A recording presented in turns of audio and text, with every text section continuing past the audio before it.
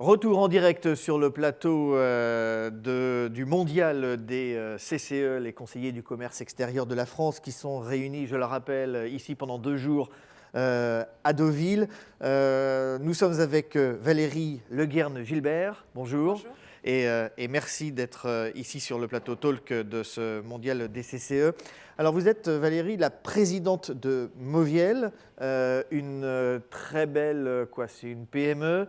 C'est une PME, tout à fait. Qui est née en 1830 et puis qui est devenue d'année en année le leader, pas moins que ça, le leader mondial du cuivre culinaire. Vous travaillez également sur l'inox. En 2 mots, votre activité, c'est quoi? C'est de vendre des ustensiles de cuisine dans le monde entier? Oui, nous sommes une manufacture d'articles de cuisson, donc tous les ustensiles, tous les essentiels nécessaires à cuire et donc à cuisiner. Nous exportons 70% donc dans le monde. 70% de votre chiffre d'affaires Ouais. est réalisé à l'export. En ayant une filiale donc aux États-Unis, puisque c'est notre plus gros marché. Et comme vous le disiez précédemment, donc on est très connu dans le cuivre, puisque on est le leader en sachant que dans la qualité et la profondeur de gamme que l'on a, on n'a pas de concurrent même. Mais aussi, nous sommes fabricants donc de produits en aluminium. Le cuivre, c'est quoi? C'est un produit de niche pour une élite de la gastronomie dans le monde ou pas? Non, le cuivre c'est une niche commercialement dans le sens où c'est vrai que c'est pas le matériau qui est le plus utilisé, c'est l'inox qui est le plus utilisé, sauf que le cuivre est le meilleur conducteur de chaleur et le cuivre et l'inox c'est le pire. Et le cuivre, c'est vraiment la matière de Villedieu-les-Poêles. Où est votre entreprise? Tout à fait. C'est la cité du cuivre depuis le XIe siècle. Donc c'est pour ça que notre société c'est officiellement en 1830.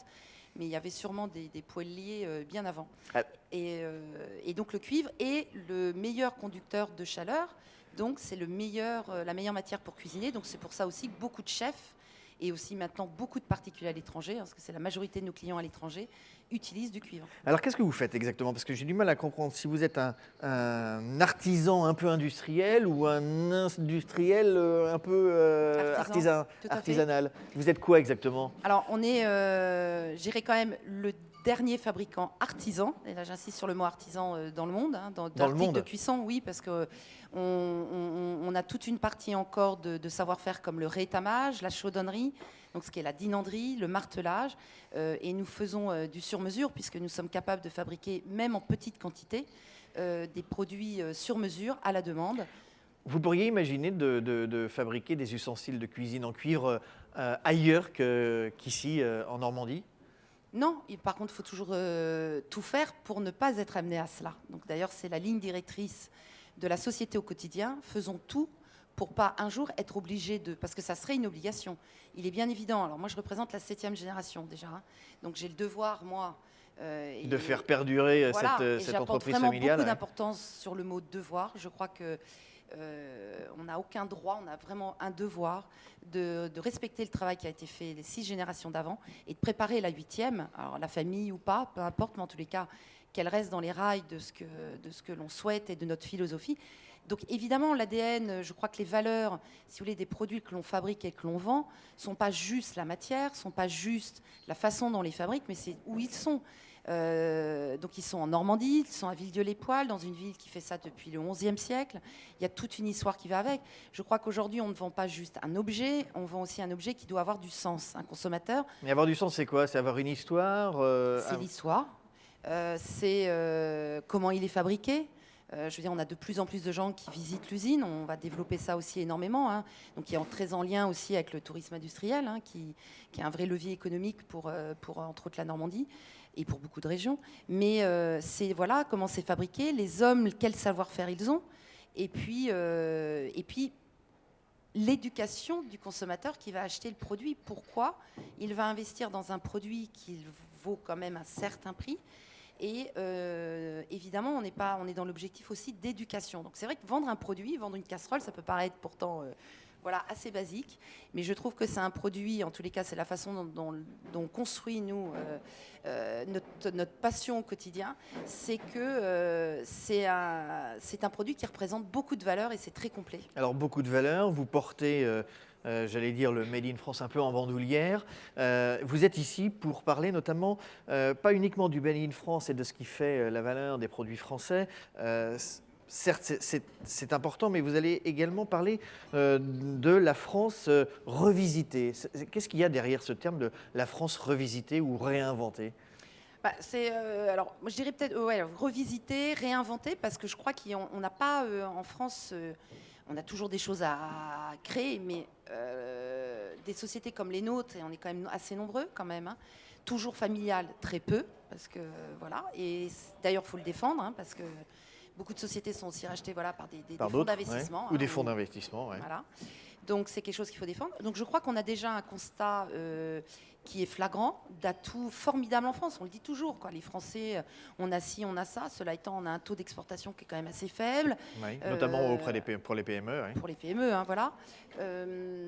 Comment dire, une image des fois à l'étranger qui n'est pas voilà, toujours exceptionnelle. Alors, qui vient des fois de certaines choses qui sont des réalités peut-être à l'étranger différentes, mais aussi des fois une certaine responsabilité de certains, quand moi je parle de Français quand même, qui ne donnent pas non plus l'image qu'il faudrait. Qu'est-ce que vous voulez dire par là? Parce que si vous voulez, je crois qu'on a, c'est pour ça que j'apportais de l'importance tout à l'heure au mot devoir. On a voilà, des atouts formidables, mais qui ne nous donnent aucun droit et pas plus de facilité ou de privilèges. Vous pensez que trop d'entreprises sont dans la posture en estimant avoir des droits et peu de devoirs, c'est ce que vous voulez dire? Des choses qui sont assez acquises. C'est-à-dire qu'on va à l'export, certains encore, en criant cocorico et en disant voilà, ça y est, c'est gagné, on nous attend. Vous imaginez, 1830, 7e génération, éventuellement une femme, dans certains pays, ça a du poids. Voilà, grosso modo, un peu château de Versailles, quoi, vous voyez, mais je veux dire, c'est au contraire une énorme chance sur laquelle il faut énormément capitaliser et communiquer de façon très positive, mais ça ne fait pas tout. Derrière, Si on n'a pas le bon prix, donc ça part d'une étude de marché, ça part de la compréhension du marché aussi à l'étranger, et on a un ADN qui est formidable et que l'on doit mélanger, exporter, en comprenant l'ADN aussi de l'autre pays. C'est quelque chose que nous on fait même avec nos interlocuteurs. Il y a une chose aussi qui vous irrite, c'est que les PME, enfin certaines d'entre elles, semblent trop en attente, notamment des pouvoirs publics. Oui, parce que alors là, en plus c'est un constat, mais qui n'est pas une critique à leur égard. C'est que je crois qu'aussi on est un pays qui a développé, a éduqué, a mis dans énormément de sujets, à le tout État, ou en tout cas l'aide, etc. Moi, l'aide, c'est un mot, je n'arrive pas à le prononcer. Je crois qu'au contraire, on doit bien sûr travailler en synergie avec les gouvernements, avec notre région, par exemple. Le travail qu'a actuellement fait Hervé Morin pour la Normandie est formidable, mais on travaille vraiment en synergie. En tous les cas, c'est ce qu'il essaye de faire. Donc, on doit apporter à la région, comme la région doit nous apporter, et on construit ensemble. Mais on ne doit pas être attentiste sur des aides, et en plus, on doit rendre des comptes, quoi. Je veux dire, voilà. Donc, je crois que quand on part des constats qui sont formidables, il y a des pays, ils ne vont pas faire les constats que des atouts que nous, on a. Il y a énormément de choses à faire. Donc, c'est quoi la France revisitée? Je dirais c'est synergie, c'est... Citoyenneté, responsabilité citoyenne, positivisme, et je veux dire constructif, quoi. Je veux dire, j'aime pas toujours non plus ce mot-là, parce qu'il est des fois un peu utilisé à tout va. Et voilà, et les atouts qu'on a, et comprendre l'autre, échanger aussi avec l'autre, et là, spécifiquement aussi avec l'export. Merci Valérie Leguerne, Gilbert, d'être passée nous voir. Je rappelle que vous êtes donc la présidente de Moviel. Vous êtes présidente depuis 2006. 8e génération. 7e, moi. Bravo à vous, voilà, et longue vie à votre très belle PME de Villedieu-les-Poêles. Merci. Merci beaucoup. Merci.